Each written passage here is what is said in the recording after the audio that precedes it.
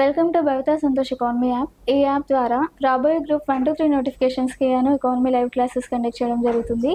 ఎవరైతే ఎకానమీలో top score సాధించాలి అనుకుంటున్నారో ఖచ్చితంగా భవిత సంతోష్ ఎకానమీ యాప్ను పర్చేస్ చేసేయండి. అలాగే ఛానల్ని సబ్స్క్రైబ్ చేసుకోండి. భవిత సంతోష్ ఎకానమీలో మనకి డైలీ కరెంట్ అఫైర్స్ అనేవి తెలుగు మరియు ఇంగ్లీష్ మీడియంలో కూడా అవైలబుల్గా ఉన్నాయి. అలాగే మనకి తెలంగాణ మూమెంట్కి సంబంధించి అన్ని రకాల ఎంసీక్యూస్ని కూడా చెప్పబడుతున్నాయి. కాబట్టి ఖచ్చితంగా భవిత సంతోష్ ఎకానమీ యాప్ని పర్చేస్ చేసేయండి. అలాగే ఛానల్ని సబ్స్క్రైబ్ చేసుకోండి. అండ్ ఈరోజు తెలంగాణ మూమెంట్లోని ఎంసీక్యూస్కి సంబంధించి మొదటి క్వశ్చన్ 226వ క్వశ్చన్, క్రింది వాటిలో సరైన దానిని గుర్తించండి.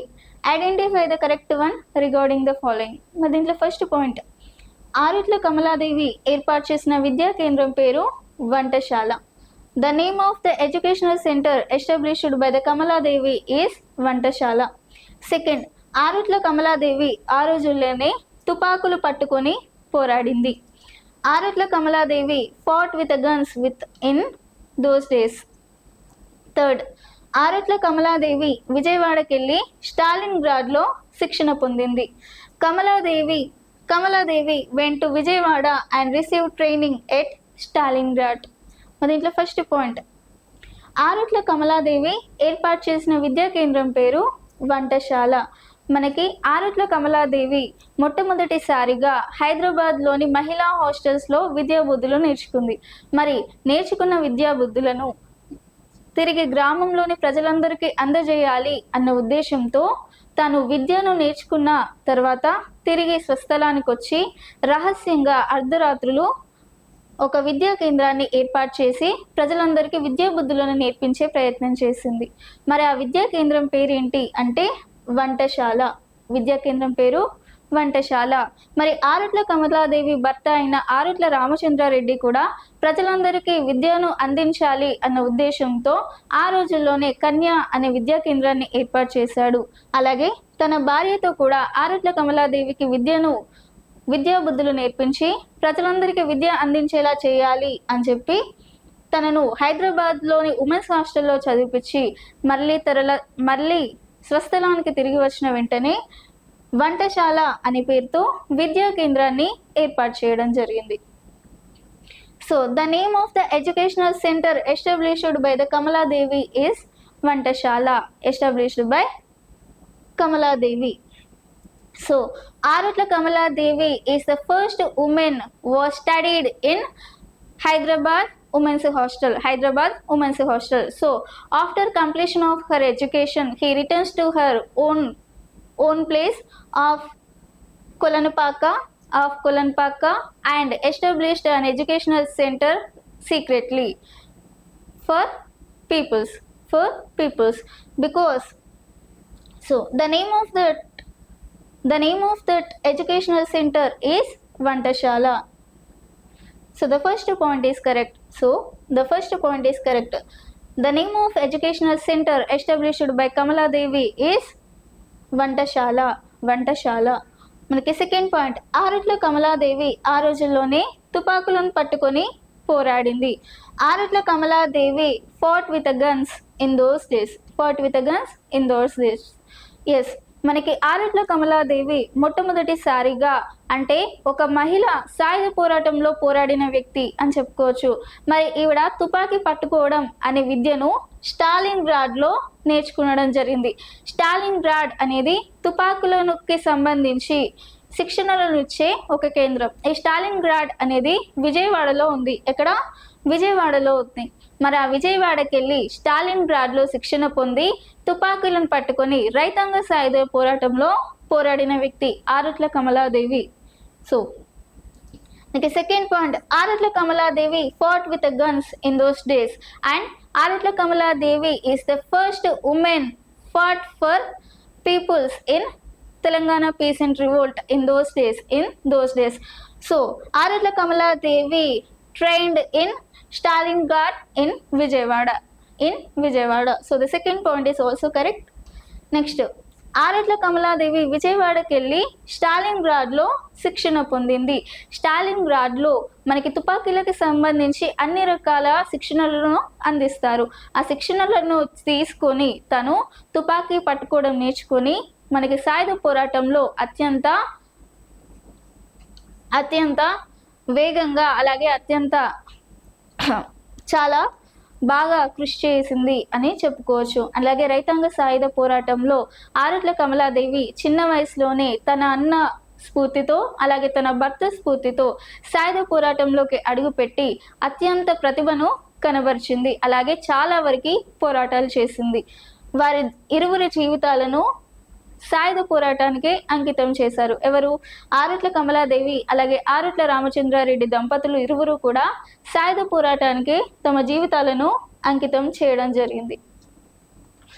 Kamaladevi went to Vijayawada and received training at Stalingrad in guns training. So in that case, Arutla Kamaladevi is the first woman fought for peoples in Telangana peasant revolt. And she played a major role in peasant revolt. So third point is also correct. So all 3 points are the correct. So option B, option C 1, 2, 3 are the correct one. Option C 1, 2, 3 are the correct one. Next 228వ question, క్రింది వాటిలో సరైన దానిని గుర్తించండి. Identify the correct one regarding the following. దీంట్లో first point, Arutla Kamaladevi విజయవాడకి వెళ్ళి స్టాలిన్గ్రాడ్లో శిక్షణ పొందింది. Kamaladevi went to Vijayawada and received training at Stalingrad. Second point, Arutla Kamaladevi jail జీవితాన్ని అనుభవించింది. Arutla Kamaladevi experienced prison life. Next, Arutla Kamaladevi 1952లో జరిగిన ఎన్నికలలో ఆలేరు నుండి తొలి ఎమ్మెల్యేగా ఎన్నికైంది. The first MLA elected from Aleru in 1952 elections. మరి దీంట్లో ఫస్ట్ పాయింట్ ఏంటి? ఆరుట్ల కమలాదేవి విజయవాడకి వెళ్ళి స్టాలిన్గ్రాడ్లో శిక్షణ పొందింది. మనకి తుపాకీలు పట్టుకోవడం కోసం ఆ స్టాలిన్గ్రాడ్లో మొట్టమొదటిసారిగా శిక్షణ పొంది ఈవిడ సాయుధ పోరాటంలో అత్యంత ప్రతిభను కనబరిచింది. అలాగే చాలా వరకు మగవాళ్ళతో సమానంగా సాయుధ పోరాటంలో పోరాడిన వ్యక్తి ఎవరు? Arutla Kamaladevi. Kamaladevi went to Vijayawada and received training at Stalingrad. So the first point is correct. Second, Arutla Kamaladevi jail జీవితాన్ని అనుభవించింది. అవును, ఆరుట్ల కమలాదేవి అనేక రకాలుగా కృషి చేసింది ప్రజల కోసం. మరి ఎంతగా కృషి చేసినందుకు గాను తనని జైల్లో కూడా వేయడం జరిగింది.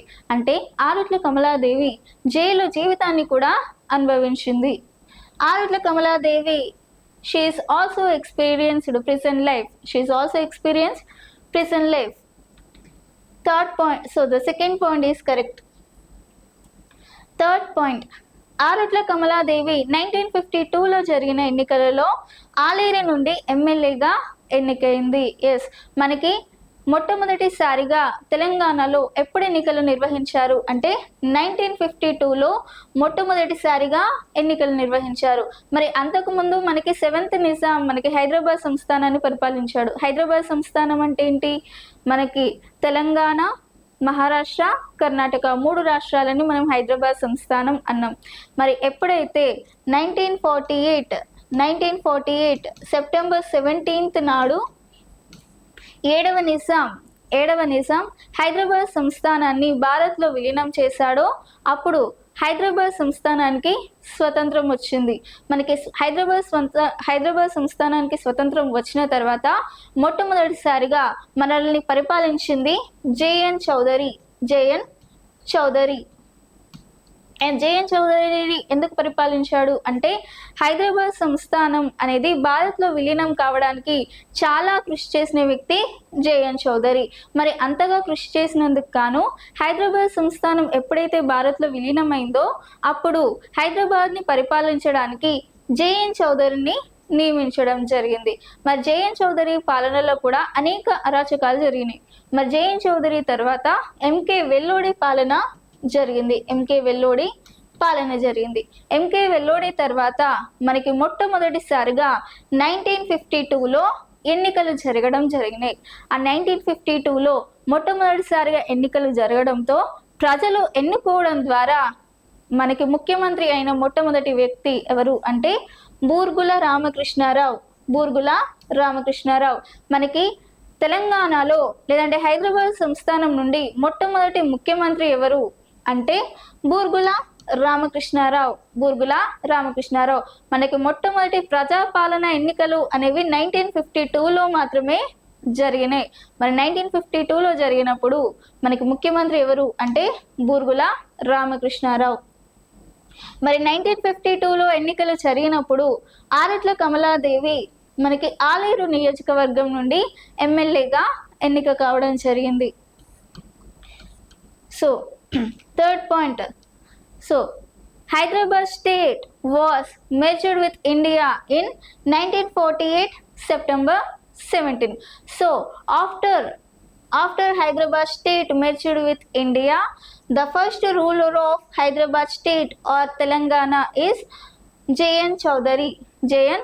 Chowdhury. After J.N. Chowdhury, M.K. Vellodi was ruled our Telangana. After M.K. Vellodi, in 1952, first elections were conducted in Telangana. So in that case, in that first elections, Burgula Ramakrishna Rao is the first person to elected CM to Telangana, and it is all Burgula Ramakrishna Rao is also called as first CM to Telangana. First CM to Telangana. Why? Because first elections were conducted in Telangana in 1952. So in those elections, Burgula Ramakrishna Rao was elected as CM. So in that case, the first MLA elected from Aleru in 1952 elections is Arutla Kamaladevi. So the third point is also correct. So all 3 points are the correct. So option C 1, 2, 3 are the correct one. 1, 2, 3 are the correct one. Next 229వ question, క్రింది వాటిలో సరైన దానిని గుర్తించండి. Identify the correct one regarding the following.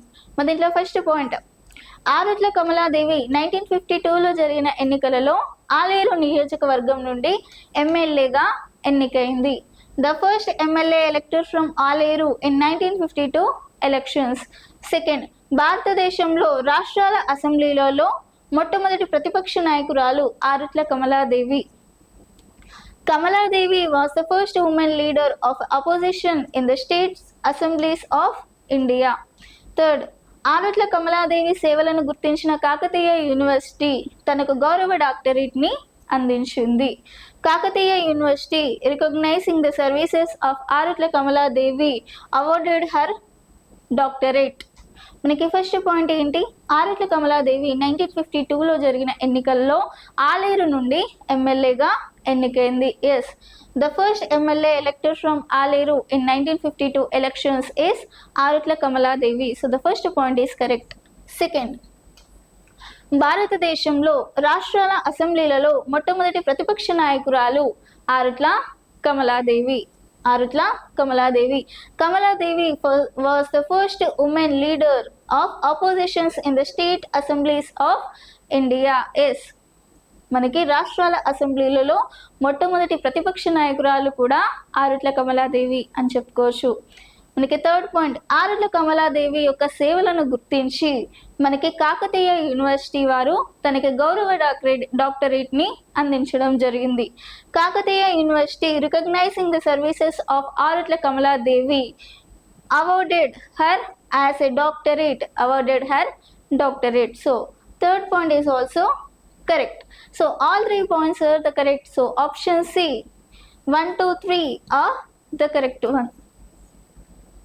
Next 230వ question, క్రింది వాటిలో సరైన దానిని గుర్తించండి.